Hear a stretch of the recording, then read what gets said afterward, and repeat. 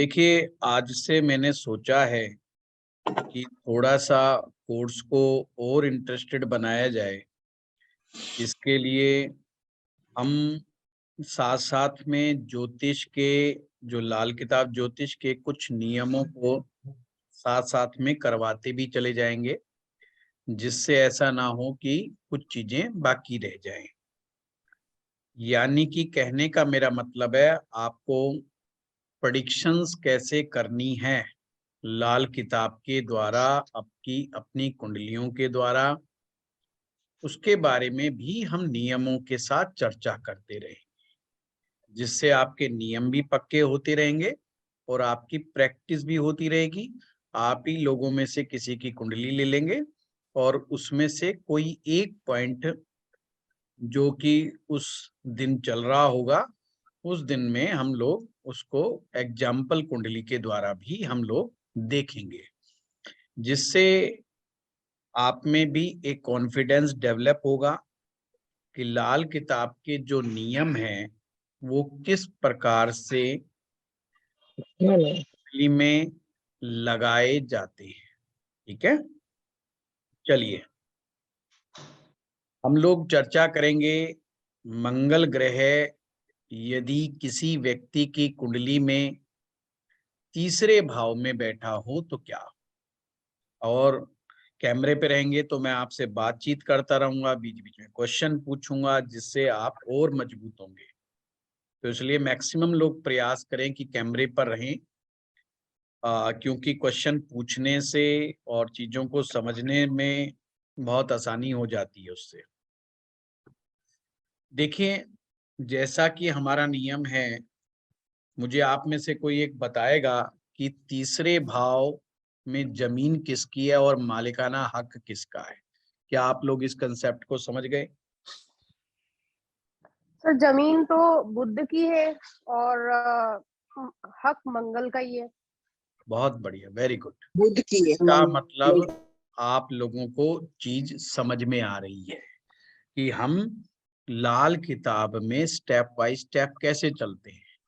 अचानक से कोई व्यक्ति आपके सामने आया और आपने देखा कि मंगल तीसरे भाव में है, पर आपको कुछ याद नहीं आ रहा है कि क्या करे क्या ना करे, कुछ रट्टा मारने की भी जरूरत नहीं है। आपने सिंपल देखा, यार बुध ग्रह जो है तीसरे भाव का में उसकी जमीन है, उसका कारक ग्रह कह लो या उसका मालिकाना हक कह लो, वो जो है मंगल का है। अब इस मालिकाना हक वाले में मंगल खुद आके बैठ गया, और वो जमीन किसकी थी? जमीन थी बुध ग्रह की। और लाल किताब में बुध ग्रह को कहा जाता है भेड़ बकरियां। अब इसका मतलब आपने ना थोड़ा सा लॉजिकल दिमाग भी साथ साथ में लाल किताब में इस्तेमाल करते चले जाओगे, तो लाल किताब उतनी ही आसान होती चली जाएगी। इसका मतलब ये नहीं कि हमें भेड़ बकरियों की तरफ दिमाग लगाना है, उसका मनोविज्ञान समझना है कि भेड़ बकरी का मनोविज्ञान क्या होता है।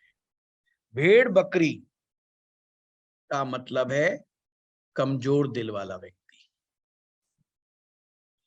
बकरियां कैसी होती हैं? सबसे आसान शिकार होता है शेर के लिए, सबसे इजी, वो फाइट ही नहीं कर सकते। दूसरा, भेड़ बकरियों की एक और खासियत है, एक भेड़ जिस रास्ते पे चल देगी, सारी भेड़ उसी रास्ते पे चलेंगी, अपना दिमाग का इस्तेमाल कम करते हैं। अब मंगल ग्रह कौन है? मंगल ग्रह है शेर, क्योंकि तीसरे भाव में जब मंगल है तो मंगल को कहा गया शेर। तो एक ऐसा शेर जो कि भेड़ बकरियों के बीच में रहता है, अब इस पॉइंट को समझना, एक ऐसा शेर जो कि भेड़ बकरियों के बीच में रहता है। जब शेर भेड़ बकरियों के साथ रहेगा तो उसके हालात भी कैसे होंगे, उसका मनोविज्ञान कैसा होगा, वो भी भेड़ बकरियों की तरह ही सोचने समझने लग जाएगा। इसी को कहते हैं संगति का असर पड़ना। इसका क्या मतलब हुआ? जिस व्यक्ति का भी मंगल तीसरे भाव में होगा, मन से वो व्यक्ति चंचल होगा और उसे अपनी शक्ति का एहसास नहीं होगा कि वो शेर है, वो शेर है, इस बात का उसको कोई एहसास नहीं। अर्थात ऐसे आदमी को बार बार आवश्यकता पड़ेगी ये समझाने की कि भाई तू अपनी शक्तियों को पहचान, तेरे पास अथाह शक्ति है। और जैसे ही वो व्यक्ति अपनी शक्तियों को पहचानने लग जाता है, अपने अंदर की खोई हुई ताकत को समझने लग जाता है और उसको वापस प्राप्त करने के प्रयास में लग जाता है, तो वह कोई ऐसा काम नहीं जिसको ना कर सके। इस आपके सामने स्पष्ट एग्जाम्पल हनुमान जी का है। हनुमान जी अपनी ताकत को भूल चुके थे और वो अपने आप को बहुत ही साधारण वानर समझ करके बैठे हुए थे। जब उन्हें याद दिलाया कि आप कितने शक्तिशाली थे, तो उन्होंने कितना बड़ा कार्य को अंजाम दे दिया। तो इसी तरह से जिन लोगों के साथ भी ऐसी स्थिति बने, तो उन्हें याद दिलाने पर ही याद आता है कि यू कैन डू इट। अब हम चलते हैं दूसरे पॉइंट के ऊपर। अगर मंगल बद हो गया, अगर मंगल बद हो गया, तो ये समझना है कि इसको चिड़ियाघर का शेर कहें। चिड़ियाघर का शेर जो है उसकी हालत इतनी खराब है क्योंकि वो एक पिंजरे में बंद है या एक स्पेसिफिक एरिया में बंद है और चाह करके भी उस पिंजरे से बाहर नहीं आ सकता या उस सीमा को क्रॉस करके आगे नहीं बढ़ सकता। क्रिस्टल क्लियर हुई बात? तो देखना, लाल किताब आपको स्टेप स्टेप पर ही समझाती चली जाती है ताकि आपका कंफ्यूजन खत्म हो जाए। हो सकता है एक ऐसा व्यक्ति जिसका तीसरे भाव में मंगल बैठा हो, वो बहुत ओजस्वी हो, बहुत पराक्रमी हो, बहुत ही पुरुषार्थी हो, बहुत मेहनती हो और अपनी ताकत को जानता भी हो और अपनी ताकत को समझता भी हो। दूसरी तरफ एक ऐसा व्यक्ति भी हो सकता है जिसको आप बार बार कितना मर्जी समझा लो कि तू ये कर ले, तू वो कर ले, तू फलाना कर ले, नहीं। तो आप कहेंगे कि मन की चंचलता की वजह से वो व्यक्ति अपनी शक्तियों को पहचान नहीं पाता या अपनी शक्तियों पर फोकस नहीं कर पाता। जब मैंने मंगल ग्रह को शुरुआत कराई थी तो मैंने कहा था कि मंगल ग्रह को अगर एक लाइन में समझना हो तो आपने समझना है Mars is your desire. Mars is your desire यानी कि इच्छा, और इच्छा ही के कारण ही हम इस संसार में बार बार आते हैं। यही कारण है, रियल रीजन जो है वैदिक ज्योतिष के अनुसार मंगल ग्रह ही हमारे रीबर्थ का सबसे बड़ा प्लेनेट होता है। अब वैसे थोड़ा सा अंतर समझा दूं, क्योंकि वैदिक ज्योतिष में पहला भाव, आठवां भाव काल पुरुष की कुंडली में मेष राशि पहले भाव में, वृश्चिक राशि आठवें भाव में फॉल करती है, ये हम सभी समझते हैं। पहला भाव जन्म का कारक है, यानी कि मेष राशि के कारण आपका जन्म हुआ, और आठवां भाव मृत्यु भाव कि इसके बाद मामला खत्म। अगर हमारे इच्छाएं शेष रह जाएंगी इस जन्म में तो हमें फिर से उस इच्छा पूर्ति के लिए दोबारा जन्म लेना पड़ेगा। वैदिक नियम के अनुसार अष्टम से अष्टम अगर हम देखेंगे, अष्टम से अष्टम यानी आठवें भाव से आठवां भाव तक गिनेंगे तो कौन सा भाव आएगा? तीसरा भाव। अगर कोई आपसे पूछे कि मंगल तीसरे भाव का कारक क्यों है, तो ये वैलिड रीजन है कि तीसरा भाव आपके अंदर अष्टम से अष्टम आपकी डिजायर को इतना ज्यादा बढ़ा देता है डिजायरफुल बना देता है, परंतु डिजायर को पूरा कैसा करना है ये उसे समझ में नहीं आता है। अब डिजायर तो आप कहेंगे हम सभी की है, और हर इंसान जो जिंदा है वो डिजायरफुल है, चाहे वो छोटी डिजायर लेके बैठा है चाहे बड़ी डिजायर लेके बैठा है, इसलिए तो उसका मंगल वर्क कर रहा है। जिसके पास डिजायर है उसका मंगल काम कर रहा है, जिसकी डिजायर जितना ज्यादा बड़ी है इसका मतलब मंगल उसका उतना ही ज्यादा एक्टिवेट है। डिजायर में कहा गया है कि वो बर्निंग डिजायर होनी चाहिए। पूरा किसे करोगे आप? कौन सी इच्छा जिसे आप सबसे पहले पूरा करते हो? तो आप कहोगे जो मेरी बर्निंग डिजायर है उसी को मैं सबसे पूरा करूंगा, पहले पूरा करूं।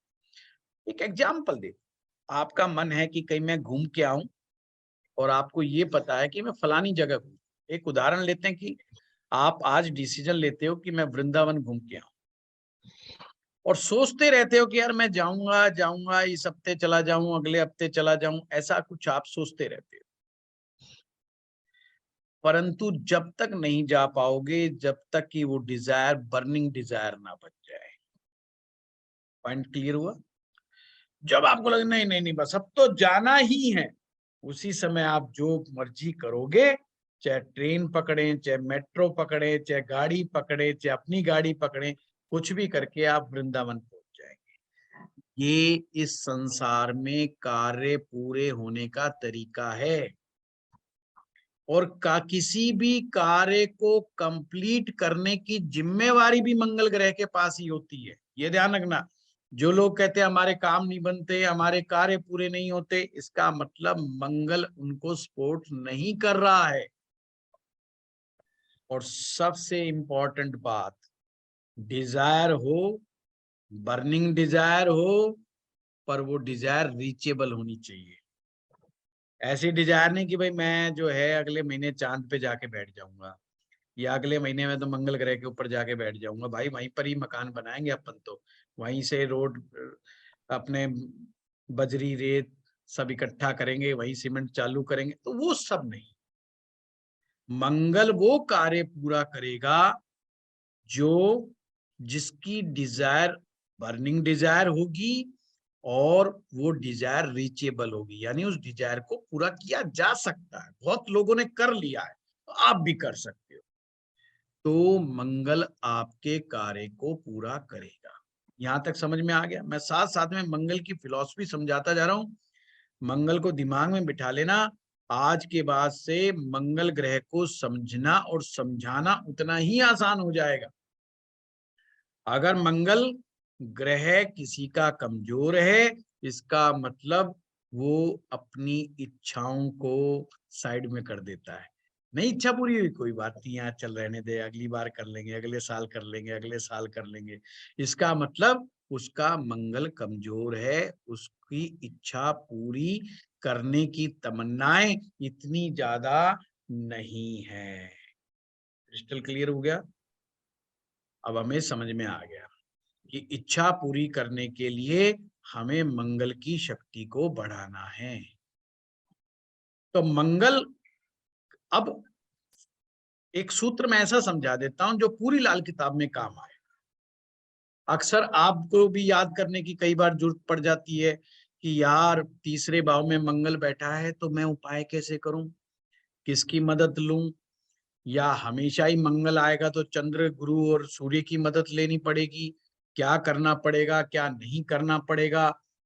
इस तरह के ख्यालात आपके दिमाग में आते हैं, और आप लोगों को रेमेडी बनाने में भी दिक्कत आ जाती है, तो याद नहीं आती। और याद के पीछे प्रॉब्लम यही है। तो आप सूत्र लिख लो।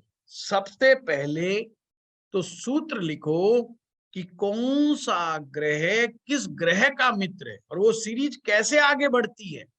इसी सूत्र में सारी रेमेडी छिपी हुई है। मैं मित्र भी लिखवा दूंगा और शत्रु भी लिखवा दूंगा। और फिर आगे हम प्रैक्टिस करेंगे, जब हम कुंडलियों की प्रैक्टिस करेंगे तो उसमें ये चीज बहुत काम आने वाली। तो सबसे पहले सूर्य को पकड़ लो। सूर्य का परम जो मित्र है वो चंद्रमा है। सूर्य का परम मित्र कौन है? चंद्रमा, ये लाल किताब की तरीके से आप इसको लिख लो, नोट कर लो, याद कर लो। अगर ये याद कर लोगे तो आगे तक समस्या नहीं आएगी कि किस ग्रह की रेमेडी करते समय किस ग्रह की मदद ली जानी है। सूर्य का मित्र चंद्र, चंद्र का मित्र गुरु, ये लिखना बहुत जरूरी है। और गुरु का मित्र मंगल। अब यहाँ पे थोड़ा सा हमें रुकना है। कौन सा मंगल गुरु का मित्र है? नेक मंगल। ऑलवेज रिमेंबर, नेक मंगल ही गुरु का मित्रता निभाएगा। अगर मंगल बद होगा तो वो गुरु की हेल्प नहीं कर पाएगा। फिर से बता रहा हूं, सूर्य का मित्र चंद्र, चंद्र का मित्र गुरु, गुरु का मित्र मंगल, पर नेक मंगल। और मंगल नेक का मित्र राहु।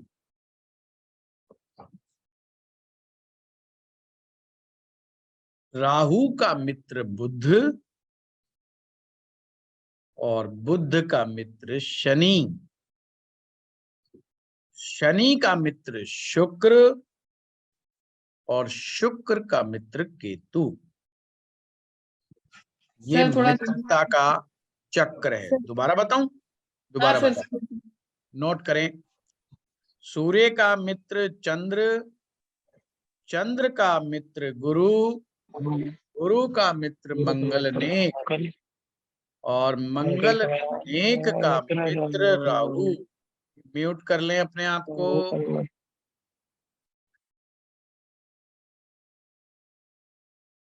मंगल नेक का मित्र राहु, राहु का मित्र बुध, बुध का मित्र शनि, शनि का मित्र शुक्र, शुक्र का मित्र केतु। अब इसका नोट बना के रख लें और इसको याद करें। आगे तक दिक्कत नहीं आएगी कुंडलियों को समझने में कि कौन किसकी मदद करता है, कौन किसकी मदद नहीं करता। और ये भी समझ में आ जाएगा कौन सा ग्रह खराब है और कौन सा ग्रह अच्छा, तो उसके दोष को कौन दूर करेगा। सपोज करो किसी कुंडली में, इसको कैसे अप्लाई कैसे करना फार्मूले को, जैसे मैंने लिखवाया मंगल नेक का मित्र राहु, मंगल नेक का मित्र राहु। अब आपने देखा यार किसी की कुंडली में मंगल नेक बैठा है, तो आपको तुरंत समझ में आ जाना चाहिए कि राहु अच्छा है। पॉइंट समझे? अब देखो सूर्य चंद्रमा थे वो तो आपने रट्टा मार लिया था, परंतु कितना काम की बात बता दी। मंगल नेक देखा आपने, देखा इसका राहु भी अच्छा है। इसी प्रकार से आपने देखा यार इस व्यक्ति का जो है ना शनि ग्रह जो है अच्छा है। शनि ग्रह अगर अच्छा है तो शुक्र ऑटोमेटिक, शुक्र अच्छा है तो केतु ऑटोमेटिक ठीक हो जाएगा। ये चीज को समझना। सूर्य किसी का जितना अच्छा होगा, चंद्रमा कमजोर भी दिखाई देगा तो उतना नुकसान कुंडली में नहीं करेगा। चंद्रमा अगर किसी का अच्छा है तो ऑटोमेटिक गुरु भी काफी हद तक अच्छा होगा। और गुरु अगर जितना अच्छा है तो मंगल नेक होने के चांस बढ़ जाएंगे। क्रिस्टल क्लियर हुआ बात? बहुत सिंपल है। ऐसे ही अपनी कुंडलियों में लगा लगा करके देखना है तो तुरंत समझ में आ जाएगी बात। अब शत्रुओं की ओर लिस्ट बना लो एक। वहां पे सूर्य से शुरू किया था, यहाँ पे शनि ग्रह से शुरू करो। शनि का शत्रु सूर्य, शनि का शत्रु सूर्य, सूर्य का शत्रु शुक्र,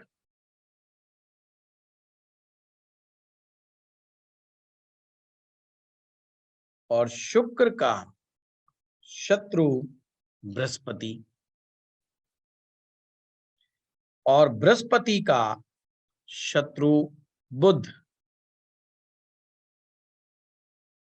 बुध का शत्रु चंद्रमा, चंद्रमा का शत्रु केतु, और केतु का शत्रु मंगल। पर यहां पे लिखना है मंगल बद। केतु का दुश्मन कौन होगा? मंगल बद, यानी कि जिस व्यक्ति की जन्म पत्रिका में मंगल बद है, यानी कि केतु भी दिक्कत वाला है। देखा, चीजों को रिलेट करने में कामयाबी हो गई। अगर आपने पाया कि कुंडली में मंगल बद है तो इसका मतलब केतु भी प्रॉब्लम देगा। अब आपके दिमाग में आ जाना चाहिए, यार केतु कैसे दिक्कत दे रहा है उसकी कुंडली में, बेशक वो कहीं बैठा हो, इसका मतलब उसकी क्या निशानियां होंगी केतु के खराब होने की? केतु के खराब होने की निशानियां होंगी कि उसके कमर से निचले हिस्से में दर्द की शिकायतें बहुत रहेंगी, जॉइंट्स पेन की शिकायत रहेगी,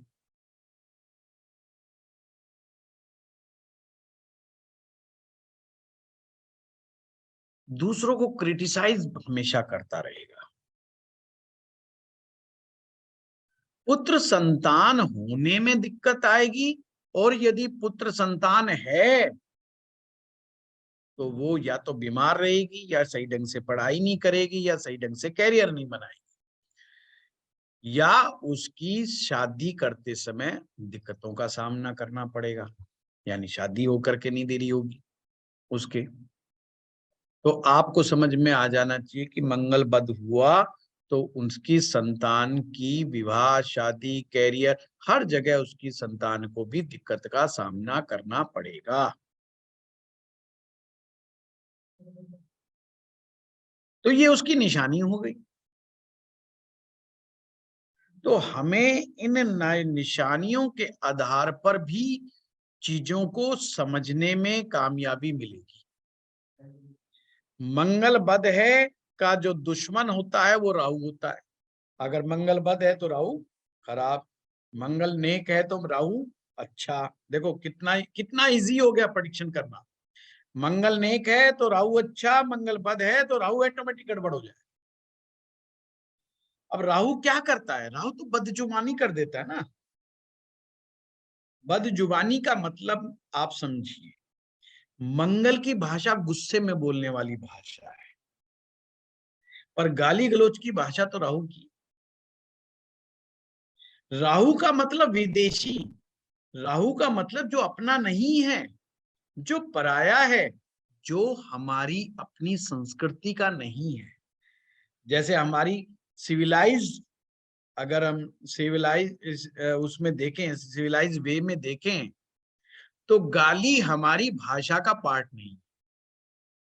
सिविलाइज मैनर में देखें तो ना कानून कहता, ना हमारा अध्यात्म कहता, ना ही कोई चीज कहती कि हमें बातचीत करते समय गाली का उपयोग करना चाहिए। पर आपने बहुत सारे लोग देखे हैं, वो अच्छे से भी बात कर रहे होंगे, शांति से भी बात कर रहे होंगे, पर उसकी भाषा में बीच बीच में गालियां आनी शुरू हो जाएंगी, और वो बेचारे बहुत कंट्रोल भी कर रहे होंगे, तो कुछ ना कुछ ऐसे शब्द आ रहे होंगे जो सिविलाइज्ड मैनर में अच्छे नहीं माने जाते,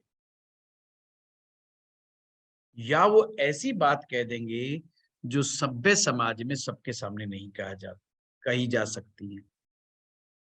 कुछ रिलेशनशिप की बातें कर देंगे, कुछ घटिया बातों को डिस्कस के अंदर लेकर के आ जाएंगे। बेशक वो झगड़ा कुछ नहीं चल रहा है, पर वो ऐसा टॉपिक लेकर के आएंगे जिससे कोई आदमी बेचारा शर्म से सिर नीचे कर ले, यार ये क्या टॉपिक छेड़ के बैठ गया, यार वो फलाना बच्चा भी बैठा हुआ है, यार वो फलाना देखो औरत भी खड़ी है, वहां पे महिला खड़ी है, यार ये देखना, इसको ये टॉपिक छेड़ना जरूरी था। अनवांटेड टॉपिक, अनवांटेड डिस्कशन, और उसमें गलत लैंग्वेज का उपयोग करना। तो आपको तुरंत समझ में आ जाना चाहिए कि भाई मंगल बद होगा तो राहु गड़बड़ होगा, तो राहु गड़बड़ होगा तो कैसे गड़बड़ होगा। अब उसको, और राहु कहीं पर भी बैठा है, आपने मान लेना कुछ हद तक गड़बड़ हो गया है। इससे आपको फर्स्ट फेज में ही पता चल जाता है कि मामला गड़बड़ हो गया है। तो ये शत्रु वाले लिख लिए आपने, मित्र वाले आपने लिख लिए। अगर शनि लगन पर बैठ गया किसी का, तो ऑटोमेटिक सूर्य को खराब कर देगा, क्योंकि लाल किताब क्या कहती है? शनि कौन है? शनि बर्फ का पहाड़ है, बर्फ का पहाड़। अब इसको समझने के लिए ऐसा समझो जैसे हिमालय, हिमालय के ऊपर जाते हैं तो बर्फ ही बर्फ, बर्फ ही बर्फ है। वहां की तो हवा भी बर्फ में जम जाती है फटाफट। ऑक्सीजन कम हो जाती है, ऑक्सीजन कम हो गई तो शनि यानी कि जहां पर ऑक्सीजन नहीं है।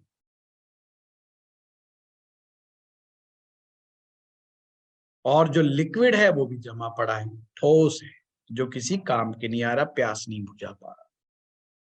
अब लगन में गया तो हमने सूत्र क्या सीखा? हमने सूत्र सीखा था कि पहला भाव, वो जमीन किसकी है और घर किसका है? मंगल की जमीन है और सूर्य का घर है। वेरी नाइस, समझ में आ गया। अब यह जमीन तो है मंगल की और घर है सूर्य का। अब डेंट किसको पड़ा? डेंट तो सूर्य को पड़ गया। सूर्य ऑटोमेटिक अब कहीं पर भी बैठा हो वो डेंट खाएगा। अब जब सूर्य जब कमजोर होगा, यानी सूर्य डेंट खाया, अब सूर्य कहीं बैठा हो, अब हमने दिमाग में आ जाना चाहिए सूर्य क्या क्या चीज है। सूर्य पिताजी हैं, सूर्य आपका बॉस है, सूर्य सरकार है, गवर्नमेंट है। ऐसे आदमी को आप देख लेना, अपने पिता की कही हुई बातों बहुत जमती नहीं है, और बॉस उसको कितना भी समझा ले, कुछ भी समझा ले, वो बॉस की हर बात को ईगो पे ले जाए, और बॉस के साथ दिक्कत हो जाएगी। सरकार की किसी हर नीति का उसका विरोध करने का मन करे।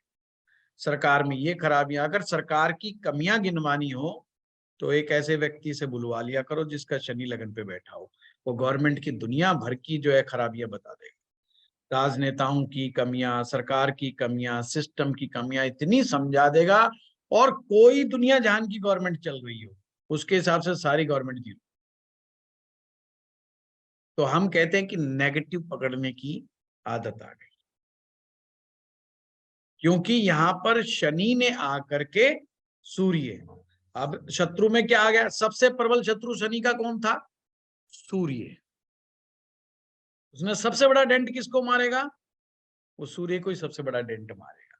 उसका सबसे बड़ा जो शत्रु है वो मंगल नहीं है, उसका सबसे बड़ा शत्रु सूर्य है। इमीडिएट मंगल कहां चल रहा है? मंगल तो लास्ट फेज में देख रहा है, शत्रु वाले चक्र में देखो, लास्ट से ऊपर वाला मंगल है। मतलब मंगल को डेंट शनि मारेगा, पर बहुत कम मारेगा, इतना नहीं मार पाए जितना वो सूर्य को नुकसान कर दिया। लाल किताब को इस तरीके से अगर आप देखोगे तो दिक्कत नहीं आएगी। ठीक है, अब हम चलते हैं। अच्छा, मैंने दृष्टियां करा दी थी क्या? तो साइड बाय साइड बताते चल रहे हैं आप, बट ऐसे सेपरेट नहीं कराई। नहीं, सेपरेट नहीं मैं करा रहा, वैसे करा दी थी इस कोर्स में, इस कोर्स की बात कर रहा हूँ। नो सर, मतलब नहीं कराइए। चलो मैं दोबारा करा देता हूँ, 5 मिनट का काम है। इससे है ना, ये होगा कि जब हम बात करेंगे तो काफी आपकी अंडरस्टैंडिंग बन चुकी होगी ग्रहों की दृष्टि के बारे में, दशाओं के बारे में, लाल किताब की दशाओं के बारे में। तो क्या होगा कि कुछ चीजें आप रिलेट भी साथ के साथ कर पाएंगे। अभी क्या हो रहा है कि मैं कहता हूँ फलाने भाव में फलाना ग्रह बैठा हुआ है, तो बहुत सारे लोग कहते हैं जी हमारे साथ ऐसा नहीं है, वैसा नहीं है। तो वो चीज क्यों आ रही है, तो वो चीज उनको समझ में आ जाएगी। तो दृष्टियों के नियम लिख लो आप, स्क्रीन पे ले जाकर के समझाने की कोशिश करता हूँ आप लोगों को। ये देखिए स्क्रीन दिखाई दे रही है आप लोगों को?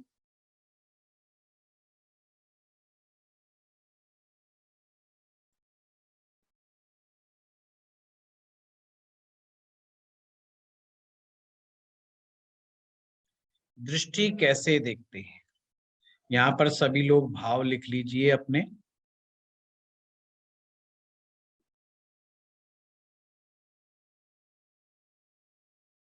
कोई भी ग्रह जो फर्स्ट हाउस में बैठा है, कोई भी ग्रह जो फर्स्ट हाउस में बैठा है, वो 7th हाउस को 100% दृष्टि से देख रहा है। फर्स्ट हाउस 100% दृष्टि, 7th हाउस फर्स्ट हाउस में जो भी ग्रह बैठा है वो 7th हाउस को 100% दृष्टि से देख रहा है। 100% दृष्टि का मतलब बिल्कुल हमारा है ना, जैसे कोई पड़ोसी ऐसा है जो आपके घर के सामने घर बना के बैठा हुआ है, और घर के सामने घर बना के बैठा है और आप दोनों की इतनी अच्छी दोस्ती है कि आपने कहा यार ये बीच का जो गैप भी खत्म करते हैं, हम छत के ऊपर छतों को ही मिला लेते हैं, कोई बीच की एक गैलरी बना देते हैं कि हम भी आसानी से चले जाए, तुम भी आ जाओ हम भी आ जाए, आना जाना आसान हो गया, यानी कि आदान प्रदान करना बहुत आसान हो गया। सबसे इमीडिएट मदद पहुंचाने का तरीका, सबसे फास्ट मदद पहुंचाने का तरीका, एक ऐसा पड़ोसी कि रात को आप हल्की सी कुंडी खटखटाओ और तुरंत दरवाजा खुल जाए और तुरंत मदद मांगो और तुरंत आपके पास मिल जाए, यानी कि 100% मामला है। इसी प्रकार से सब चौथे भाव का बैठा हुआ ग्रह, यहाँ चौथे में कोई ग्रह बैठा हो, वो सप्तम को 100% दृष्टि से देखेगा, दशम को 100% दृष्टि से देखेगा। क्रिस्टल क्लियर हुआ? पहला 7वें को, चौथा 10वें को देखेगा। अब लाल किताब कहती है बाकी जगह 50% दृष्टि ही मानी जाएगी। 50% दृष्टि कहाँ मानी जाएगी? तीसरे भाव में बैठा हुआ ग्रह 9वें भाव को,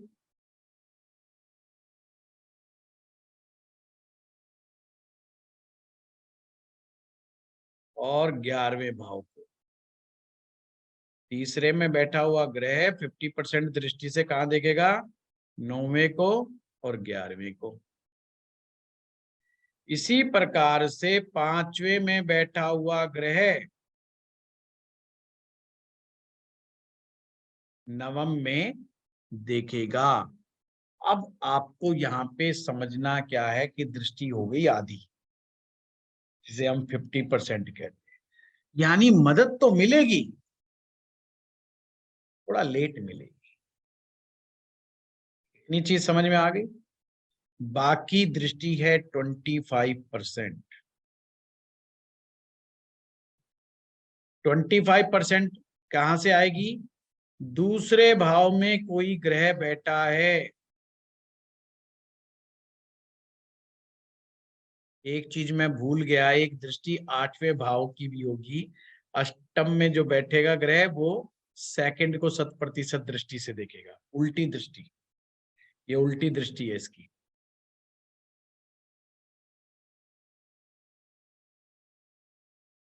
ठीक है?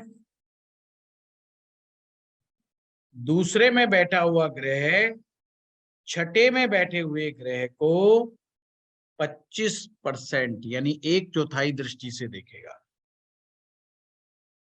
छठे में बैठा हुआ ग्रह 12वें को 25% दृष्टि से देखता है। दूसरे में बैठा हुआ ग्रह 12वें को 25% दृष्टि से देखता है। दूसरे में बैठा ग्रह छठे को देखेगा, छठा 12वें को देखेगा, और 12वां 8वें को देखेगा।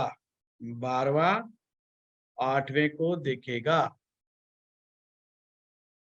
ये 25% दृष्टि का, तो ये जो कंसेप्ट है ये आपको समझ में आ गया 25% दृष्टि का? सर जी एक्सक्यूज मी सर, 8th और 2nd का क्या बताया आपने, दोनों का? दोबारा से समझो पूजा जी, दूसरे भाव में जो भी ग्रह बैठेगा वो छठे जी को सर। देखेगा 25%। जी सर। छठे में कोई ग्रह अगर आपका बैठा है तो वो 12वें को देखेगा, और 12वें में जो कोई ग्रह बैठा है वो 8वें को देखेगा, और दूसरे वाला जो है वो 12वें को भी देखेगा। यानी कि जो भी ग्रह है दूसरे भाव में बैठा है वो छठे को भी 25% दृष्टि से देखेगा और 12वें को भी 25% दृष्टि से देखेगा। सर नहीं, आपने बोला 8th की उल्टी वो है, वो 100% दृष्टि है। अष्टम में जो ग्रह बैठेगा जी सर। वो दूसरे भाव को देखेगा 100% दृष्टि से। और सर सेकंड की 8th को कितनी दृष्टि होगी? 25%। ठीक है सर। नहीं, सर सेकंड की कहाँ से कर लिया आपने? सेकंड की तो 12वें में जाएगी अच्छा सर, वो 8th को नहीं और दृष्टि छठे में देगा। जाएगी। नहीं, अष्टम में नहीं देगा, वो जी 8वें जी को जी नहीं जी, देगा। बस इसीलिए यही मैंने कंफर्म। लिखा है उल्टी दृष्टि। जी सर। 8वें पे लिखा है उल्टी दृष्टि, मतलब दूसरे में बैठा हुआ ग्रह 8वें को नहीं देखता है लाल किताब के अनुसार, पर 8वें में बैठा हुआ ग्रह दूसरे में देखता है okay sir, thank you sir. और 100% दृष्टि से देखता है। ये आज के बाद याद रहेगा, बहुत सिंपल है, इसके से बाहर कुछ भी नहीं दृष्टि में। जहाँ 100% है वहां पर मदद बहुत फास्ट है, बहुत तेज है, बहुत बढ़िया है, ठीक है। और जहां पर 50 है वहां पर थोड़ा रुकावट के साथ है। 25 है वहां बहुत कम आती है, थोड़ा और स्लो हो जाती है स्पीड। इस प्रकार से हम लोगों को ये सब चीजें करनी है।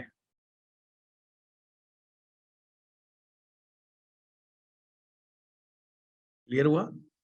अब दृष्टि का कंसेप्ट कहाँ सबसे ज्यादा काम आएगा? जब हमने ये देखना हो कि कुंडली में कोई ग्रह सो तो नहीं गया, तो हमारे ये काम आएगा। अभी इतना समझ लो, जिस भाव के ऊपर किसी ग्रह की दृष्टि ना हो, किसी भाव पर जब किसी ग्रह की दृष्टि ना हो,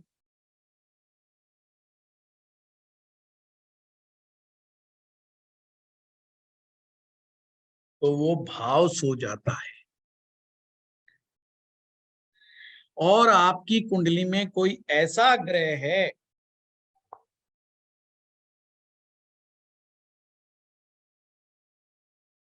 जिसके ऊपर किसी अन्य ग्रह की कोई दृष्टि नहीं, तो वह ग्रह भी सोया हुआ माना जाएगा। अब यहां सोने का तात्पर्य का मतलब क्या है? कि वो अपने रिजल्ट प्रॉपरली नहीं दिखा पाएगा।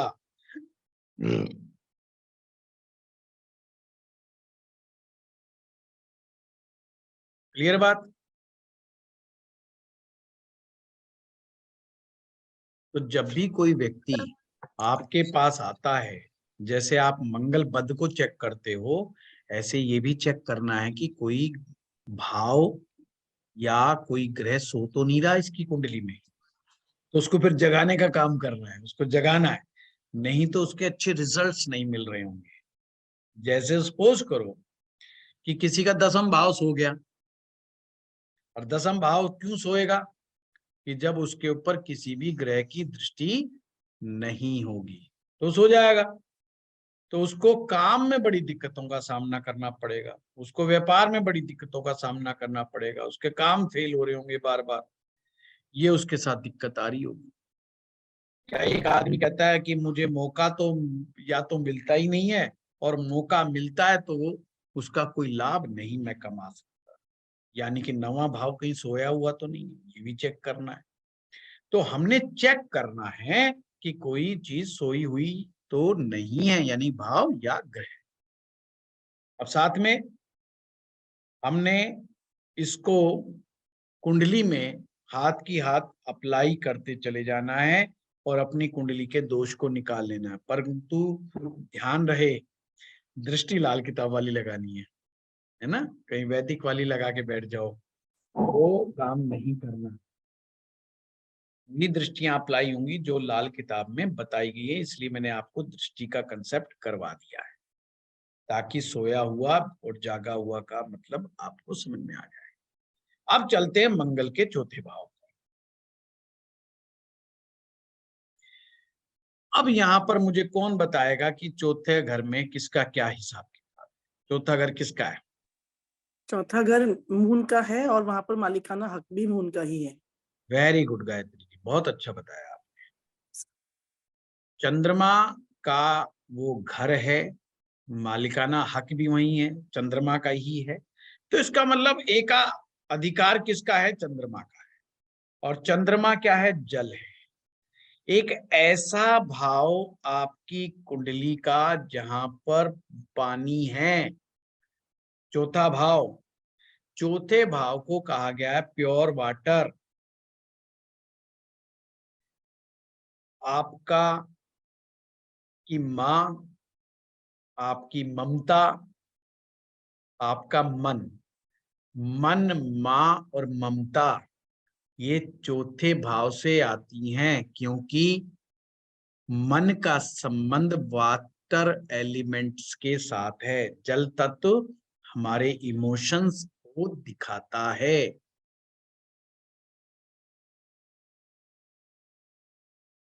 और हिंदुस्तान में जमीन को भी मां कहा जाता है, धरती को भी मां कहा जाता है। अब कमाल की बात क्या है? हर आदमी अपनी मां को चाहता है और हर आदमी जिंदगी में प्रयास करता है कि मुझे इस जमीन का टुकड़ा जरूर मिल जाए। उस जमीन के टुकड़े के लिए वो जीवन भर की कमाई को भी दांव पे लगा देता है। अगर हम लोगों को मकान बनाने की चिंता ना हो तो मेरे ख्याल से 70% चिंताएं तो वैसे ही खत्म। फिर क्यों लाखों रुपए कमाने, क्यों करोड़ों रुपए कमाने? सोचो, है भाई, प्याज सब्जी और दूध पानी के लिए तो 10,000 रुपये महीना भी बहुत ज्यादा है। आज भी हम सबकी रसोई 10 से 15,000 रुपए में फर्स्ट क्लास चलती है। अमीर से अमीर आदमी की रसोई 20-22,000 रुपए में खत्म हो जाती है। ये वो अमीर की बात कर रहा हूं जो काजू बादाम हलवा सब, जिसमें सब शामिल है, मतलब राजसी फूड, तो भी 20-22,000 से ऊपर का खर्चा नहीं आता। और सिंपल फूड तो 7 और 10,000 रुपए के अंदर ही मामला टल जाता है। आप सभी हिसाब लगा के देख लेना। तो भाई फिर मेन खर्चा कहाँ है? हमें इतने पैसे की जरूरत कहाँ है? ये सारा पैसा चौथा भाव ही खर्च करता है, ये ध्यान रख लेना। ये सारा पैसा जो है कहाँ घुस जाता है? चौथे भाव में। हम सबसे ज्यादा पैसा कहाँ खर्चते हैं? अपना मकान बनाने पे, जमीन खरीदने पर। फिर कहाँ खर्च करते हैं? अपनी कार खरीदने पर। फिर कहाँ खर्चते हैं? घर के अंदर लग्जरी को लेकर के आने पर, अपने कंफर्ट्स को लेकर के आने पर। हम अपनी जिंदगी का 70-80% चीज लगा देते हैं। और अगर कोई हमें कह दे ये सब चीज तुझे मुफ्त में मिलेगी, बंदा कहे मैं तो 20,000 रुपए की नौकरी में मस्त, बस मुझे कोई तंग ना करे, मैं अपनी मर्जी से उठूं, मर्जी से जाऊं, मर्जी से, मुझे लाख रुपए कमाना ही नहीं, हमने भाग दौड़ करनी ही नहीं, और वो तुरंत कंफर्ट जोन में चला जाएगा। चौथा भाव आपकी जिंदगी का कंफर्ट जोन। अब आपको समझ में आ गया है कि असली दुश्मन कौन है तुम्हारा, कौन हमारी कमाई को खा रहा है? भाई हम सबसे ज्यादा तो लग्जरी पे खर्च कर रहे हैं ना अपने बच्चों के लिए। अब एसी ले आओ जी, बढ़िया टीवी ले आओ, बढ़िया फ्रिज ले आओ, बढ़िया कूलर ले आओ, ये ले आओ, वो ले आओ, गर्मी में ये ले आओ जी, इस डिजाइन का ले आओ, उस डिजाइन का ले आओ। वही तो सारा पैसा खर्च हो रहा है हमारा। नहीं तो पैसे की कमी थोड़ी है। बाल सफेद आते आते आदमी बहुत अमीर हो सकता है सिंपल कमाई में भी, परंतु आज बाल भी उड़ जाते हैं तो भी आदमी अमीर नहीं बनता। तो चौथा भाव ही तो है इसका रिस्पॉन्सिबल। अगर चौथा भाव ना हो तो क्या दिक्कत है? अब हमें ये समझना है, ये मंगल ही बर्निंग डिजायर थी, जो चाहता था कि मुझे भी जमीन का टुकड़ा मिले। मंगल क्या है? जमीन। और हर इंसान चाहता है मुझे जमीन का टुकड़ा मिले। और मंगल जब चौथे में जाएगा तो वहां तो क्या है? पानी। और मंगल क्या है? जलता हुआ क्या है? अंगारा। और जब भी आप किसी गर्म चीज को पानी में डालेंगे तो एक आवाज आएगी ना, आवाज आती है झन। पर उस झन के साथ आप ध्यान पूर्वक देखेंगे तो पानी उड़ जाता है वाष्प बनकर। तो मंगल जब चौथे भाव में आएगा तो धुआं किसका निकाल दिया उसने? जल का धुआं निकाल दिया। अब जल का धुआं निकला तो आपका क्या क्या निकला? हो गई प्रेडिक्शन। अरे जब मंगल जब चौथे में आएगा तो आपका मन परेशान करेगा, आपकी माँ को परेशान करेगा, आपके मामा को परेशान करेगा, आपकी मौसी को परेशान करेगा, आपके घर को परेशान करेगा, आपकी जमीन को परेशान करेगा, आपके जायदाद को परेशान करेगा, आपका उन सब चीजों में प्रॉब्लम पैदा कर देगा। मंगल मेटेरियलिस्टिक चीजें हैं, वो टेंजिबल प्रोडक्ट जिनको हम हाथ लगा लगा के देख सकते हैं, और सब मंगल की हमारी अपनी प्रॉपर्टी, इसे हम एसेट्स बोलते हैं। मंगल इनका धुआं निकाल देगा। इसीलिए लाल किताब ने चौथे भाव के मंगल को अच्छा नहीं माना, और ऐसा व्यक्ति इन्हीं चीजों के पीछे सबसे ज्यादा भागे, जमीन के पीछे, माँ के पीछे, मकान के पीछे सबसे ज्यादा भागे।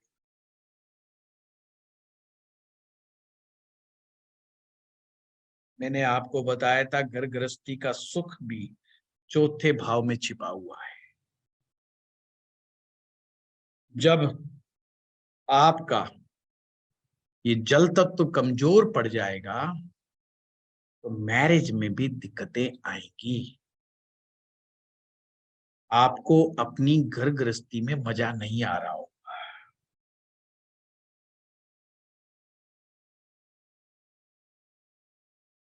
तो वो आदमी यही कहेगा, ना तो माँ अच्छी मिली ना पत्नी अच्छी मिली, और दोनों ने मिलकर के मेरे ऐसी तैसी कर। तो मानसिक चिंताओं का ये बहुत बड़ा कारण बन जाता है। अब ऐसे में आपकी रेमेडी क्या बनेगी? अब आप बना लो रेमेडी बड़े आराम से। उड़ा क्या? नुकसान किसका हुआ? पानी का नुकसान हो गया। पानी कौन था? चंद्रमा था। चंद्रमा का परम मित्र कौन? चंद्रमा का परम मित्र कौन? मतलब तो उसको वहां से मिलेगी, बताओ। सूर्य। सूर्य नहीं, नहीं, चंद्रमा का परम, गुरु। सूर्य का परम मित्र चंद्र, गुरु। चंद्रमा का परम मित्र कौन? गुरु। गुरु। गुरु। सबसे पहले गुरु को आबाद किया जाए, सबसे पहले गुरु को याद किया जाए। जैसे ही गुरु को याद करेगा व्यक्ति,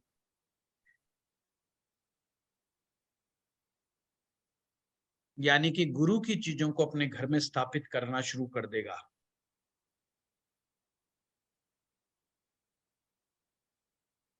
अब घर में स्थापित करने का क्या मतलब है? घर में स्थापित करने का मतलब ये है कि घर में कोई भी इम्प्योर चीज नहीं लाएगा। जितनी साफ सफाई अपने घर में रखेगा, खान पान से लेकर के रहन सहन तक की चीजों में जितनी साफ सफाई रखेगा, जितना धार्मिक वातावरण, पॉजिटिव वातावरण, स्पिरिचुअल वातावरण, साथ में कैसा शिक्षा का वातावरण, पढ़ाई का वातावरण, किताबों का वातावरण बना करके रखेगा, उतना ही ज्यादा चांसेस हैं कि उसकी समझ डेवलप होती चली जाएगी और उसको इन सब नेगेटिव चीजों का सामना नहीं करना पड़ेगा। कुछ उपाय भी कर सकते हैं। अगर अब बहता जल है, तो अगर आपको लगता है कि आपके साथ माता को तकलीफ ज्यादा हो रही है, माँ की हेल्थ खराब हो रही है, पति पत्नी के संबंध बिगड़ रहे हैं, तो 400 ग्राम पीली चने की दाल जल प्रवाह भी कर सकता है। यानी जल में चने की दाल मिला दी उसने,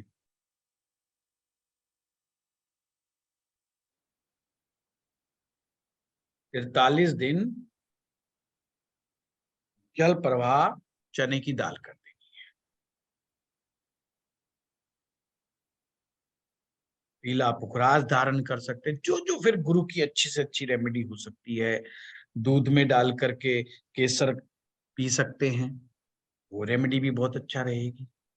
मंगल अगर बद है या नहीं ये देखना और भी जरूरी है।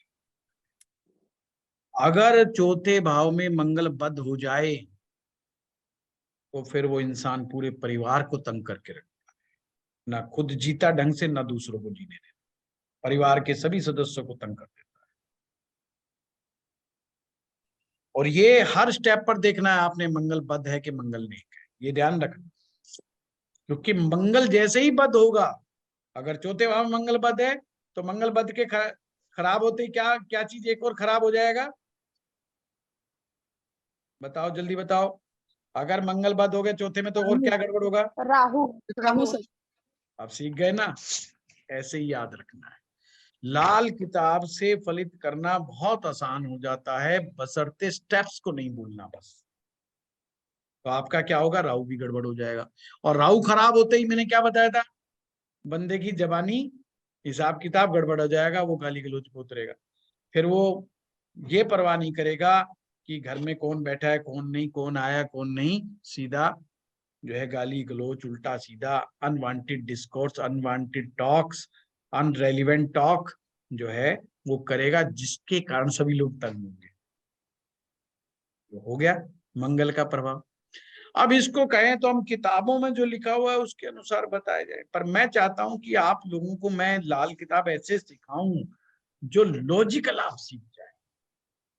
किताब तो आप पढ़ लोगे, पीपीटी नोट्स तो कहीं ना कहीं से उठा करके लिख लोगे, कर लोगे, पर लॉजिक समझ में नहीं आया तो फिर कब तक रट्टा लगाओगे। मैं हमेशा यही सोचता हूँ और मैं इसी माइंडसेट से लोगों को पढ़ाता हूँ कि मैं ये मानता हूँ कि ये कब तक याद किया जाए। इतना बड़ा कोर्स है, इतना बड़ा सब्जेक्ट है, ये याद करना बहुत मुश्किल है।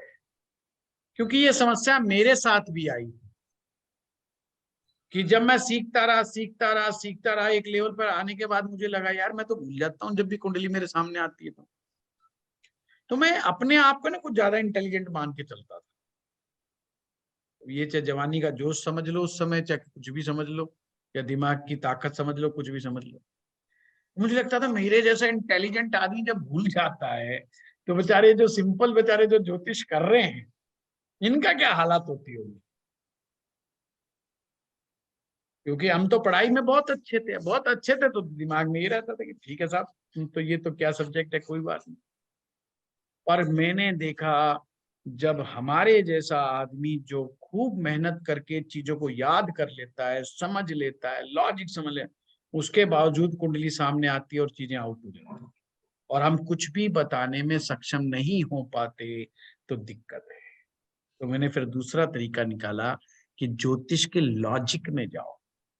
लॉजिक याद रहेगा तो रट्टा मारने की जरूरत नहीं पड़ेगी। सामने कोई भी चीज है आप सामने वाले को उसके बारे में बताने में सक्षम हो जाएंगे। चलो आज एक कुंडली का एक कोई और एग्जांपल लेते हैं। है किसी के पास कोई बताएगा? कोई एक टॉपिक पे डिस्कस करेंगे। आज हमने दृष्टि बताया, मित्रता शत्रुता बताया है और मंगल ग्रह के बारे में बताया। पहले तो ये बताइए किसी का मंगल पहले, दूसरे, तीसरे, चौथे में है किसी का? तो मेरे हाँ बेटे सर। का पहले घर में मंगल। सर हमारा फर्स्ट में मेरा है। एक का लेते हैं। चलो सर हमारा भी सुषमा जी बताएं कहाँ पे है मंगल? सेकेंड हाउस में सर। सेकंड हाउस में मंगल है। अब मुझे हम लोगों ने क्या क्या चीजें देखनी है वो मैंने आपको पहले से क्लियर कर दिया है।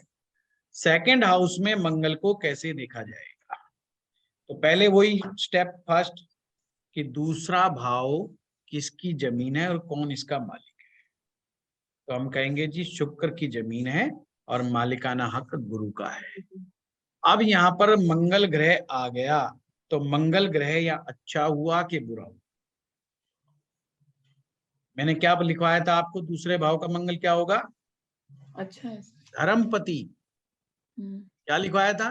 देखो चेक करो, नोट साथ में रखा करो भाई। धर्म की मूर्ति। धर्म Second house। मूर्ति, उनकी मूर्ति। धर्म की मूर्ति, यानी वो किसी का बुरा नहीं करना चाहेगा।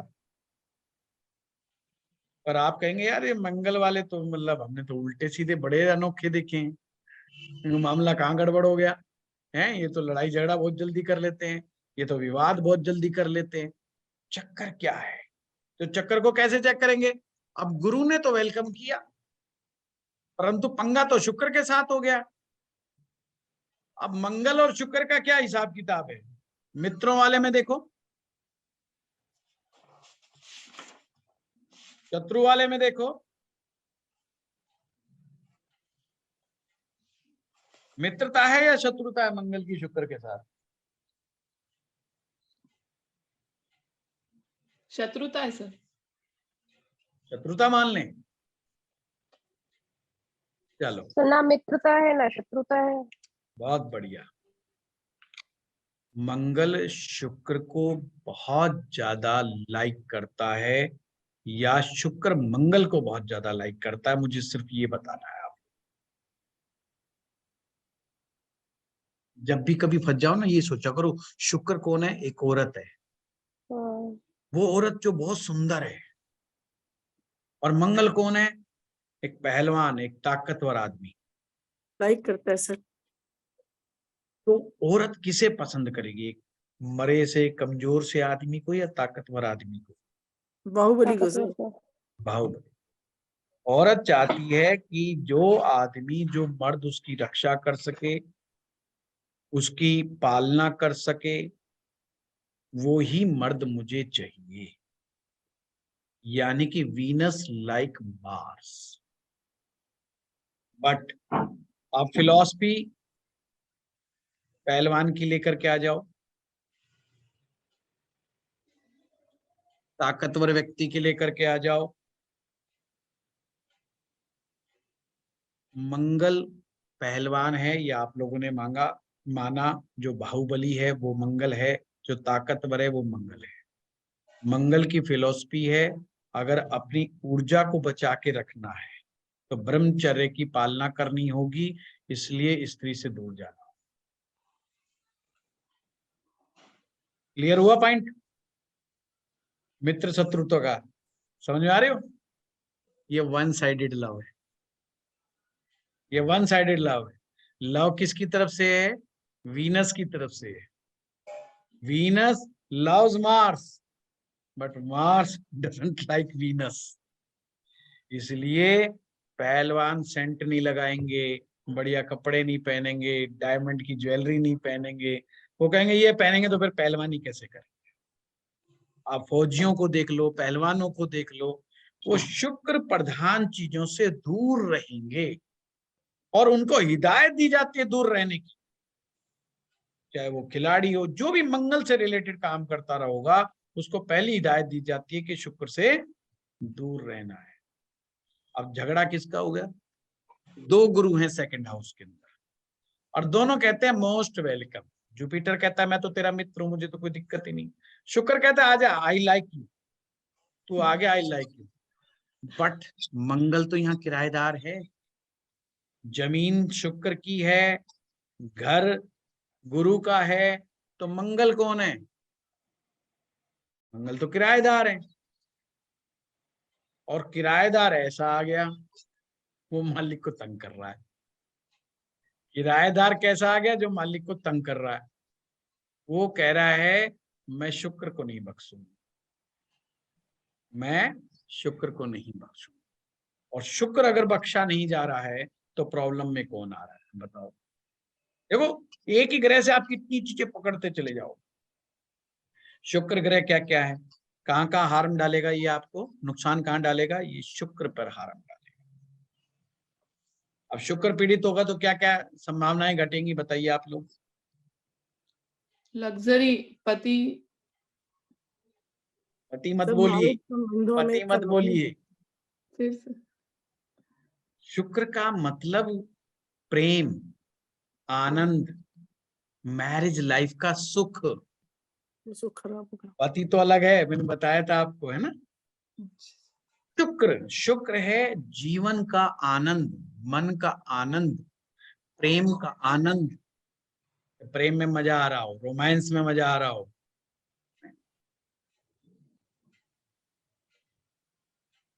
और जब शुक्र पिट जाता है, शुक्र कमजोर पड़ जाता है, तो हेल्थ संबंधी इश्यू भी कहां कहां से जनरेट होते हैं वो आपको समझ। अगर वो लेडीज है तो gynae problem, hormonal issues. Gents है तो यूरिनरी प्रॉब्लम, किडनी से रिलेटेड प्रॉब्लम। बल्कि यूरिनरी से प्रॉब्लम तो लेडीज को भी हो सकती है। ओवरी से रिलेटेड, ओवरी के अंदर सिस्ट का डेवलप होना, ये सब चीजें होना की संभावना बनती है कि पॉसिबल है। अब ऐसे में मंगल किसको परेशान कर रहा है? शुक्र को परेशान कर रहा है। और शुक्र जो है अगर परेशान होगा तो शुक्र को मदद पहुंचाने की जरूरत है, नहीं तो घर गृहस्थी का सुख, घर गृहस्थी के आनंद में दिक्कत रहेगी, रोज की कलहबाजी किच किच किच किच किच किच चलती रहेगी। क्योंकि मंगल तो बिना मतलब की बातचीत करता ही रहेगा, बिना मतलब की गर्मी पैदा करता है। मंगल का क्या काम है? बर्निंग है। मार्स क्या है? बर्निंग, जो जल रहा है। और जलता जलता कहाँ बैठ गया? सेकंड हाउस के अंदर। वाणी को जलाएगा, कुटुंब को जलाएगा, परिवार के साथ दिक्कत पैदा करेगा। और मंगल यहां बैठ करके कहाँ दृष्टि देगा? बताओ, अभी बताइए। 6 पे और 12th पे। 6th और 12th। बहुत बढ़िया। तो इसका मंगल का असर 25% छठे भाव पर पड़ेगा, 25% 12वें भाव पर पड़ेगा। क्लियर समझिए? तो ये अकेला डिस्टर्ब नहीं हुआ, इसने छठे को भी डिस्टर्ब कर देना है, इसने 12वें को भी डिस्टर्ब कर देना है। छठा भाव रोग, कर्जा, बीमारी, परेशानी, मानसिकता, मानसिक प्रॉब्लम, पति पत्नी के बीच के सेपरेशन, ये सब छठे भाव से देखे जाते हैं। वहां पर असर 25% होगा, यानी 1/4 होगा। 12वां भाव सैया सुख, पति पत्नी का सैया सुख। 12वां भाव खर्चा।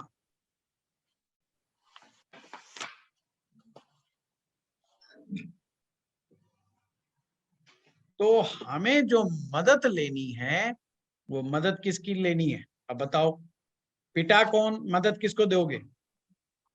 शुक्र को देंगे सर, केतु की मदद। वेरी गुड, आ गई रेमेडी? Yes sir. हो गई ना रेमेडी? बस एकदम सटीक रेमेडी कि हमारी जिम्मेवारी बनती है कि हमने केतु को ठीक करना है, और हमने सर ये ये देखना है सेकंड हाउ है। सर ये शुक्र को ये समझ नहीं आया सर, शुक्र को केतु की मदद देना मतलब? दोस्त वाले चार्ट में देखो, शुक्र का परम मित्र कौन लिखवाया है? केतु लिखवाया है। सर अभी हमने नहीं लिखा होगा शायद, सुनने में रह गए थे, हम वापस से देख के लिखते सर। कोई बात नहीं, मैंने दोबारा बोला था, इसीलिए ही बोला था, और आप ही के लिए बोला था। ये मित्र वाला आपने लिखा होगा, कोई बात नहीं। अभी आप मान लीजिए जो हम कह रहे हैं ठीक कह रहे हैं, ठीक है? तो शुक्र का मित्र केतु, तो केतु को ठीक करना है। अब हमने ये देखना है कि मंगल बद तो नहीं। अगर मंगल बद होगा तो चीजों को खराब करेगा, भाइयों से झगड़ा करवाएगा, भाइयों के साथ विवाद करवाएगा, घर परिवार में कलह कलेश का वातावरण बना करके रखेगा, तो चीजों को खराब करने का कार्य करते हैं। और मंगल जैसे ही बद होगा तो मैंने आप लिखवा रखा, ऑटोमेटिक गड़बड़ा जाएगा। तो यहाँ पर केतु की मदद पहुंचाने से शुक्र में फायदा हो जाए। सर हमको पता तो नहीं था, ये तो आज आपने बोला सर। लेकिन हम सर वो कुत्ते को बिस्किट जरूर खिला रहे थे, तो उसको हमको थोड़ा जो प्रॉब्लम थी, दर्द था, वो सब दर्द में रिलीफ हुआ सर। बहुत बढ़िया, बहुत बढ़िया, वेरी गुड। इस तरह से आप लोग उपाय करें। तो आज की क्लास कैसी लगी? ये तरीका ठीक लगा आप लोगों को? सर बीच लिखने से बीच में तो छोटे बोला छोटे ना, हमको बहुत बढ़िया लगी सर, उपाय। बहुत ही अच्छा, बहुत बढ़िया। बहुत ही इसमें अच्छा हमारा भी सब्जेक्ट। दिमाग चला देख देख के थोड़ा सा, मतलब सर हमें आज ऐसा लग लगा रहा है तो अब हमारे आगे से मैं किसी आप ही लोगों से पूछा करूंगा, आप ही लोगों से रेमेडी तैयार करवाऊंगा। हम भी कुछ सक्षम है करने में। हाँ, डेफिनेटली मैं सिखा ही इसलिए रहा हूँ ताकि आप लोग खुद लॉजिकली चीजों को समझें और आप में कॉन्फिडेंस पैदा हो। ऐसा ना हो मैं ये कोर्स खत्म कर दूं और बाद में आप कहें हम तो भूल गए, या हमें तो लिखा नहीं, या हम जो है समझ ही नहीं पाए, या कोर्स हमें पल्ले नहीं पड़ा। तो इसीलिए बीच बीच में कुंडलियां अब आप पकड़नी सीख जाओगे। आज दृष्टि लगानी सीखो कि जो कहाँ पर भाई सेकंड हाउस में गुरु मंगल बैठा है तो छठे को भी देख रहा है, वो 12वें, तो उसका मंगल का असर 12वें पे जा रहा है, मंगल का असर छठे पे जा रहा है। छठा जो है मंगल वहां पर क्या है करेगा? छठा भाव किसका है? बुध का है और केतु का है। वहां पर दृष्टि किसकी पड़ रही है? मंगल की पड़ रही है। जब छठे भाव में मंगल की दृष्टि पड़ेगी तो बीमारी को, परेशानी को, लड़ाई को, झगड़े को, मुकदमे को, कर्जे को बढ़ाने का काम, तो उन परिस्थितियों में पहुंचाने का काम करेगा। पर वो इतना नहीं करेगा बहुत ज्यादा, क्योंकि यहाँ पे हमें नियम याद रखना है कि 25% असर है साहब, पूरा पूरा असर नहीं है। तो कर्जा बढ़ाएगा पर इतना नहीं कि सुलटा ही ना जाए। कर्जा बढ़ेगा तो बहुत थोड़ा बढ़ेगा, यानी आदमी लोन लेगा तो छोटा मोटा लोन लेगा, ज्यादा बड़ा लोन नहीं लेगा, करोड़ 10 करोड़ का लोन नहीं लेगा, छोटा मोटा लोन लेगा, वो कर्जा रहेगा। बीमारी रहेगी तो छोटे लेवल के ऊपर रहेगी। तो इस तरीके से हमने, लड़ाई झगड़ा रहेगा तो इतना नहीं रहेगा कि कोर्ट में पहुंच गए, पर हाँ तू मैं बराबर बना करके रखेगा। तो इसे कहते हैं 1/4। सर अगर जैसे छठा भाव खाली है तो फिर भाव पे इफेक्ट डालेगा मंगल, और अगर कोई ग्रह है तो ग्रह पे इफेक्ट डालेगा, ऐसा? तो फिर उस ग्रह हमने से संबंध- देखना है, वो मैंने आज बताया ना कि खाली है कि नहीं है, उसका कंसेप्ट क्या है। पर दूसरे भाव में जब कोई ग्रह बैठा है तो छठा भाव सोया हुआ नहीं है, जागा हुआ, पहली बात। तो छठे भाव पर मंगल का असर माना जाए। हाँ गायत्री जी बताइए। सर मेरा क्वेश्चन ये है, पहली क्लास में आपने बताया था कि वैदिक के अनुसार हम मानते हैं कि पहला, चौथा, सातवां, आठवां और 12वां भाव में मंगल मांगलिक होता है। हाँ लेकिन आपने ये बताया कि लाल किताब के हिसाब से हम 4 और 8 में मांगलिक मानते हैं। जी जी मतलब यही मतलब था ना कि बाकी जी घरों में मांगलिक नहीं। जी जी जी वहाँ लाल किताब सबसे ज्यादा प्रायोरिटी जो मंगल बद और मंगल नेक को देती है। वो मतलब कहती है उसमें मंगल देखो तो मंगल कहीं बैठा है, ये चेक करो कहीं मंगल बद तो नहीं हो रहा। वो मंगल बद को जो है ज्यादा प्रायोरिटी दे रही है एज कंपेयर टू मांगलिक। मैं सर इसलिए पूछ रही थी कि जैसे मांगलिक होते हैं तो विवाह से पहले जैसे मांगलिक दोष दूर कराने की बात होती है, हाँ, 7वें वालों का मांगलिक दोष दूर कराने की जरूरत नहीं है। कि कौन से वाले का? 7वें घर में अगर किसी का मंगल है तो वो मांगलिक दोष नहीं है उसको। नहीं, मांगलिक दोष लाल किताब नहीं मांगती है, लाल किताब नहीं मांगती। फिर भी मैं दोनों के बीच में एक लाइन खींचता हमेशा हूं कि उस मांगलिक दोष को ज्यादा प्रेफर करो जहां पे मंगल पद हो रहा है, वहां पर गलती नहीं खानी, वहां पे रिस्क नहीं लेना। जैसे मान लो पहले भाव में मंगल बैठा है किसी का, लाल किताब कहती है मांगलिक नहीं है, वैदिक कहती है मांगलिक है, तो हमने दोनों के बीच की लाइन ले ली। हमने ये देख लेना है कि मंगल बद तो नहीं हो रहा पहले भाव में। अगर मंगल बद नहीं है तो वो नॉन मांगलिक से भी शादी कर लेगा, तो आप देखेंगे कि उसका गुजारा चल रहा है। ठीक है सर। पर अगर मंगल बद है तो उस मंगल बद की वजह से पहले भाव के मंगल दोष ने मैरिज तोड़ दी है या मैरिज को नरक बना दिया। ठीक है। ये मैं अनुभव के आधार पे बता रहा हूँ आप लोगों को कि हाँ, सप्तम भाव में अगर मंगल बद हो गया तो वहां पे रिस्क बिल्कुल नहीं लेना है। उसको मांगलिक मान करके, मांगलिक जैसे वैदिक मांगलिक मानती है उसको उसी तरह ट्रीट करना है। और मैक्सिमम कोशिश करो कि सामने वाली पार्टी भी मंगल मांगलिक ही हो। जी सर। मंगल रक्त है, रक्त दो मिले हैं लोग, दोनों के रक्त में समानता होनी चाहिए। ऐसा ना हो एक का मंगल, एक का रक्त ज्यादा गर्म, एक का कम गर्म है, तो उससे रिलेशनशिप में दिक्कत आ जाए। जी sir, thank you sir. Ritu ji. Sir प्रणाम। प्रणाम। सर अगर फर्स्ट हाउस खाली और 7th हाउस में ग्रह हो तो इसका मतलब कि 7वें घर के ग्रह सोए हुए हैं? नहीं नहीं नहीं नहीं नहीं नहीं, नहीं। क्या कह रहे? पहला क्या आपने क्या बताया? पहला पहला ग्रह फर्स्ट खाली है और 7th हाउस में प्लैनेट्स हैं, ठीक है, तो तो इसका सातवां मतलब सो गया, सातवां सो गया। पर साथ में ये भी ध्यान रखना कहीं और से दृष्टि तो नहीं आ रही।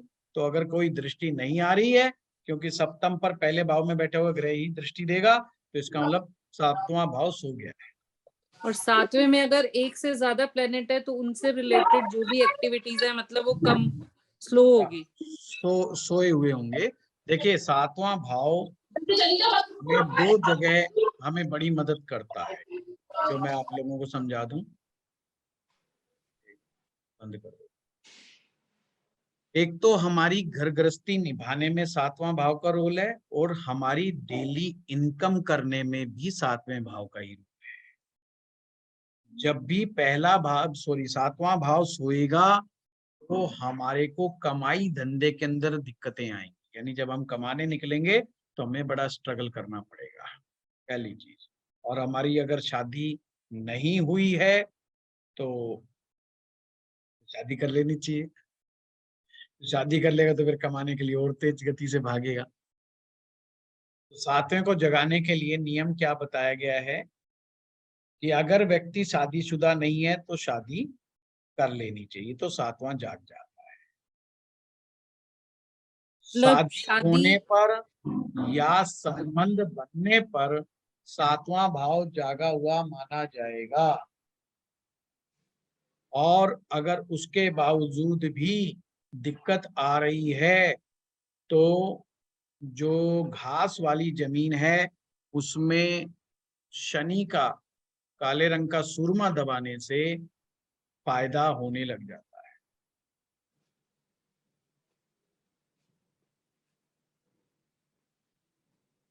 हाँ रत्ना जी। सर अगर चौथे भाव में मंगल राहु दोनों है तो दोनों ही खराब हो गए। एक तो मंगल बद भी हो गया और राहु भी खराब, मंगल भी खराब। फिर उसको हेल्प करने के लिए केतु, जैसे आप बोलते लाल किताब में औलाद है, तो औलाद क्या कर सकती है उसको, या शुक्र है तो पत्नी क्या कर सकती पहली है? बात तो रत्ना जी ऐसा है, आपको इतने कपड़े पहने देख करके मुझे ठंड चढ़ गई। मैं कुर्ते में बैठा हुआ था, अभी सर एकदम मैं से ठंड बताऊं लग मैं रहा है। कहाँ पे हूँ? सर मैं बताऊं मैं कहाँ पे हूँ? कहाँ पर हो? कश्मीर। अरे वाह वाह, फिर तो ठंड लगनी सही है। डल लेक के सामने। और अभी अरे राहुल वाह, गांधी निकल रहे हैं यहाँ से। हम लोग जा रहे थे आगे तो रोक दिया उन्होंने। अच्छा अच्छा, निकल जाने दो उन्हें बेचारों को, है ना, उनको रास्ता मत रोको उनका। अच्छा वो रुक गया। अभी तो मैंने कहा क्लास ही अटेंड कर लूँ। आज चौथे भाव का मंगल तो सुनना है मुझे। जी जी जी, मंगल और राहु जब भी चौथे भाव में होंगे, हमेशा ध्यान रखना, मंगल के साथ, मैंने पहली क्लास में बताया था, मंगल के साथ राहु आ जाए, मंगल के साथ केतु आ जाए, ये चीजों को खराब करने का काम करते हैं। एक ही चीज में ये अच्छा असर दे सकता है, जब बृहस्पति यहाँ पर मदद दे जाए। अगर बृहस्पति मदद दे जाएगा तो फिर भी मंगल और राहु एक डॉक्टर, अच्छा डॉक्टर बना सकते हैं या अच्छा वकील बना सकते हैं। नहीं तो ये फिर लड़ाई झगड़ा और विवाद को जन्म देता है, चौथा भाव खराब कर देता है, ये चीज है। तो यहाँ पर गुरु की तो मदद हेल्प जो सर है, रेमेडी के लिए गुरु की गुरु मदद, की मदद। अच्छा तो गुरु 11वें भाव में है, 11वें भाव में वो बैठा हुआ मिलेगी तो उससे? फिर वो मदद नहीं कर पाएगा ना। अच्छा तो क्या फिर कुछ मतलब सोना होना पहना? फिर सोना नहीं, फिर आप जो है ना उसको जैसे कहा है कि 43 दिन तक जो है 400 ग्राम चने की, पीली चने की दाल जो है जल प्रवाह डेली? डेली 400 ग्राम, 45 डेज या 43 डेज जल प्रवाह चने की दाल, तो गुरु की से मदद उनको मिल रिलीफ, जाएगी हाँ मंगल। उनको गुरु की मदद मिलनी शुरू हो जाएगी, जिससे उपद्रव कम हो जाएंगे। हाँ नितिन जी। गुरुजी आपने कहा कि अगर सातवां भाव सो रहा हो, शादी करने के बाद खुल जाता है, या फिर अगर उसके काम नहीं बन रहे हो तो आपने कहा कि हरी घास के अंदर काला सूरमा दबा देना चाहिए, तो वो बार दबाना चाहिए या उसे मतलब किस दिन और कब करना चाहिए? देखो वैसे तो इसको जो है आप दिन के समय जो है, दोपहर का समय सबसे बढ़िया रहता है। यहाँ इसकी मदद ली जा सकती है, क्योंकि शनि जो है शुक्र का मित्र है। काला सुरमा जो है वो शनि है, और वो शुक्र का भी मित्र है, वो बुध का भी मित्र है, क्योंकि सातवां भाव बुध और शुक्र का है। तो यहाँ पर दोनों ग्रहों का जो मित्र है वो शनि है, वो उसके साथ जोड़ दिया जाता है।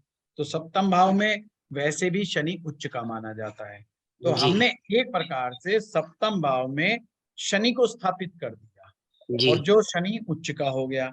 और जब मैंने कहा कि शनि जो है अगर बहुत बढ़िया हो जाएगा तो ऑटोमेटिक शुक्र बढ़िया हो जाएगा। अगर मित्र वाली लिस्ट में देखें, शनि का परम मित्र शुक्र है। अगर शनि आपने सप्तम में स्थापित कर दिया तो वो शुक्र को डायरेक्ट मदद देगा ही देगा। तो शुक्र को मदद मिल गई तो सप्तम भाव जाग गया। बस शादी नहीं हो रही होगी तो शादी हो जाएगी, शादी हो चुकी है तो उसके कामकाज में दिक्कत आ रही होगी तो समाप्त हो जाएगी। तो ये मतलब किसी भी दिन कर सकते हैं गुरुजी? हाँ किसी भी। किसी सूरमा सूखा या मतलब गीले वाला सूखा आता, काजल? पाउडर जैसा आता है नितिन जी। हाँ जी, हाँ जी, हाँ जी, वो सुरमा जो पहले वो सलाई से लगा करके हाँ आंख जी, में हाँ लगा जी, देते थे ना, जी वो जी वाला। जी एक तो काजल होती है, काजल अलग Yes. चीज है, सुरमा जी। अलग चीज। हाँ समझ गया सर, धन्यवाद गुरुजी। चलो आज टाइम बहुत आ गया, फटाफट पूछिए, जल्दी जल्दी पूछिए। पूजा जी जल्दी पूछिए, जल्दी फास्ट कीजिए।